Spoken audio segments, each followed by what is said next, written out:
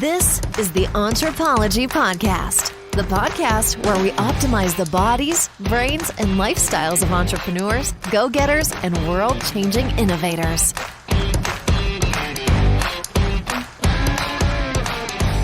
If you can hear my voice, it means I'm still alive.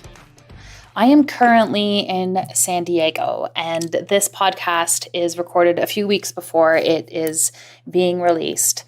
And I am here for an event I absolutely love called the Mindshare Summit. And one of the things that happened a few weeks ago is that an email went out to those who were coming, and they invited us to submit a proposal related to our vision for the future of health. And a small group of people based on the proposals were going to be selected to speak on stage.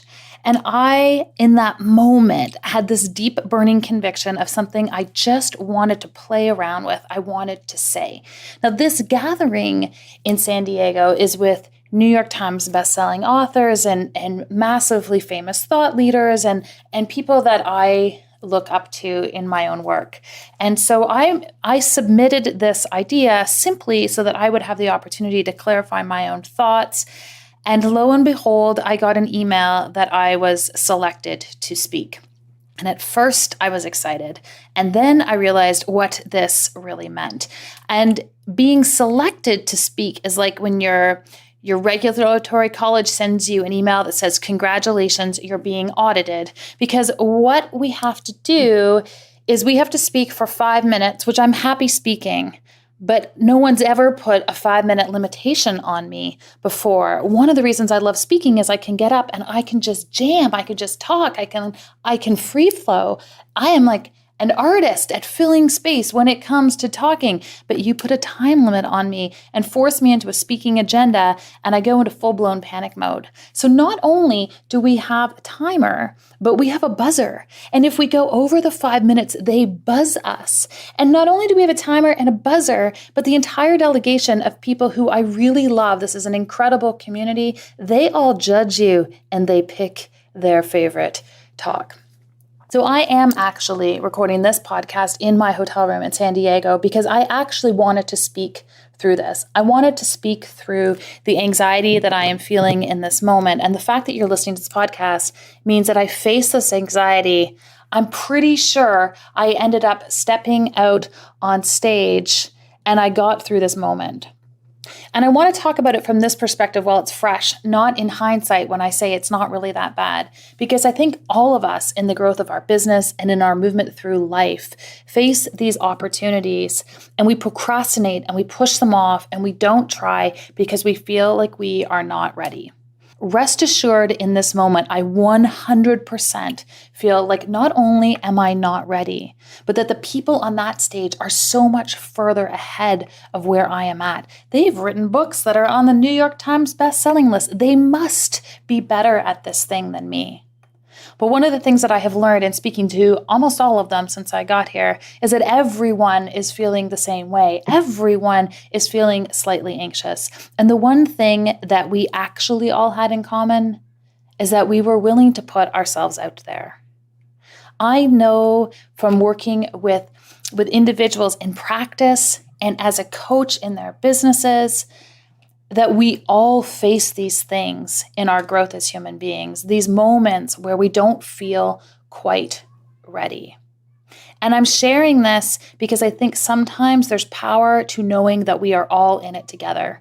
I remember when I went into labor with my first daughter, I looked the stat up beforehand. At any given minute, there's like 300,000, there's probably more than that, but that number made the most sense to me. 300,000 other women, I don't know if this is in the world or in North America, it didn't even matter, who were also in labor at the same time. And I thought about them. I was like consciously engaged in trying to connect to them during that moment. There is power to knowing that there are people in this with you. And I wanted to share this because I want you to understand that it doesn't matter where you are on the continuum of your own success, your own perceived success, because that's all that really matters.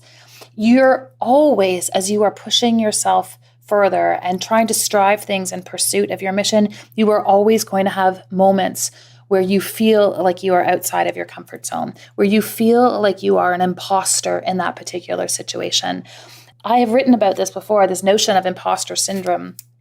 And for me, I've decided that the anxiety that I'm feeling today and the imposter syndrome that I have felt before in the past, well, frankly, that I feel almost on a weekly basis, is actually my barometer of growth.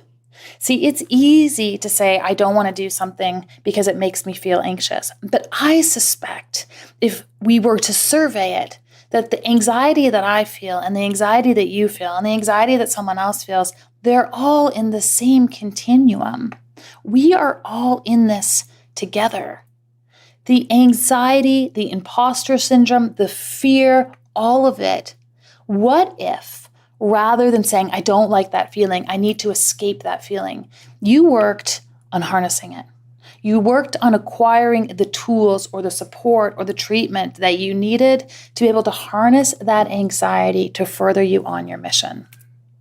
The irony of what I'm speaking about on Sunday or on Saturday is that I'm going to be talking about purpose. And this morning, as I was talking myself down from a ledge of, it's okay, you can back out, and there will be no shame in it, I stopped and I actually connected to my purpose.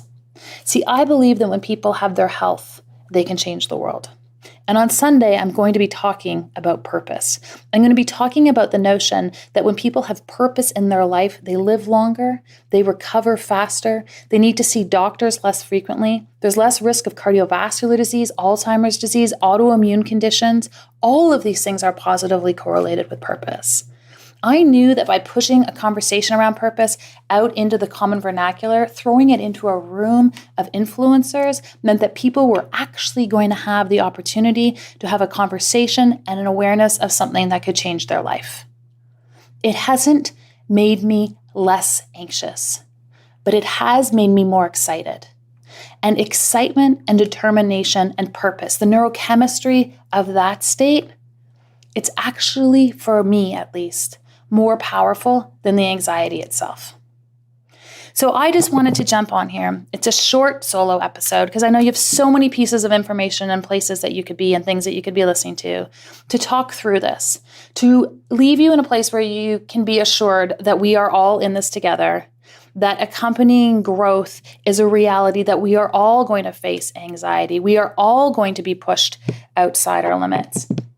And what I really want to encourage for you is the opportunity to think about it just a little bit differently, to embrace it, to align it to purpose. And if you don't have a purpose yet and you're feeling anxiety about these things, then absolutely I want you to start to unpack that piece.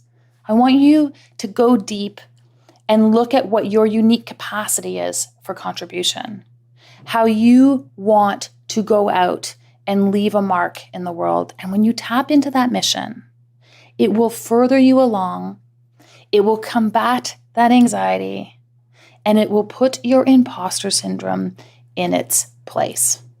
I so appreciate all of you. I so appreciate you listening to me sharing this idea. I would love to hear your feedback on this. You can share it on Facebook. You can share it on Instagram. Dr. Megan Walker on Instagram, the Anthropology Podcast on Facebook. I want to hear how you combat your anxiety, how you manage these pieces, and whether you feel better when we're all in it together or whether you want to go it alone. You've got this. You've got big things to do in this world. Go be amazing.